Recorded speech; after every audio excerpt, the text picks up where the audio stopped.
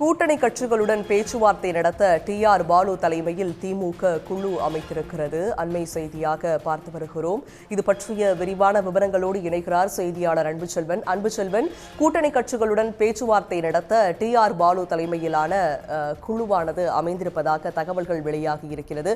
இந்த குழுவில் எத்தனை பேர் இடம்பெற இருக்கிறார்கள்? விவரங்கள்.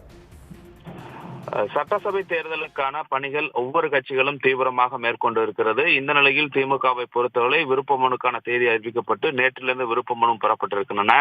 அடுத்த கட்டமாக கூட்டணி கட்சிகளுடனான பேச்சுவார்த்தை எப்பொழுது தொடங்கும், யாரெல்லாம் குழு நியமிக்கப்பட்டிருக்கிறார்கள் என்ற எதிர்பார்ப்பு என்பது நிலவிக் கொண்டிருந்தது. இந்த நிலையில்தான் திமுகவினுடைய பொதுச் செயலாளர் அறிவிப்பு ஒன்றை வெளியிட்டிருக்கிறார். அதில் சட்டசபை பொதுத் தேர்தல் 2026 கூட்டணி கட்சிகளுடன் பேச்சுவார்த்தை நடத்துவதற்காக குழு அறிவிக்கப்பட்டிருப்பதாக அந்த அறிவிப்பில் தெரிவிக்கப்பட்டிருக்கிறது.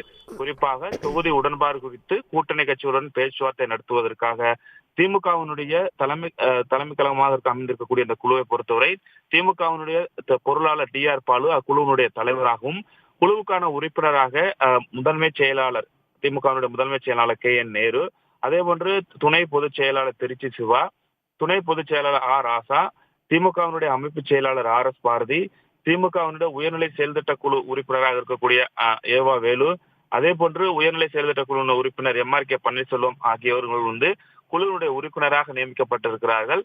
இந்த பேச்சுவார்த்தை குழுவினுடைய தலைவராக டி.ஆர். பாலு நியமிக்கப்பட்டு 6 உறுப்பினர்களும் நியமிக்கப்பட்டிருக்கிறார்கள். இதற்கான அறிவிப்பை திமுகவினுடைய பொதுச் செயலாளர் வெளியிட்டிருக்கிறார்.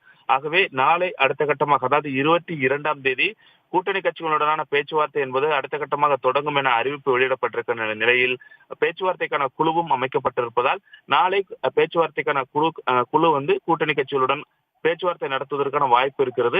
நாளையிலிருந்து திமுகவினுடைய கூட்டணி கட்சிகள் பேச்சுவார்த்தைக்கு வரும். எந்தெந்த தொகுதிகள், எத்தனை தொகுதிகள் என்பது குறித்தெல்லாம் பேச்சுவார்த்தையில் உடன்பாடு எட்டப்படும் பொழுது கையொப்பமிடுவதற்கான வாய்ப்பு இருக்கிறது.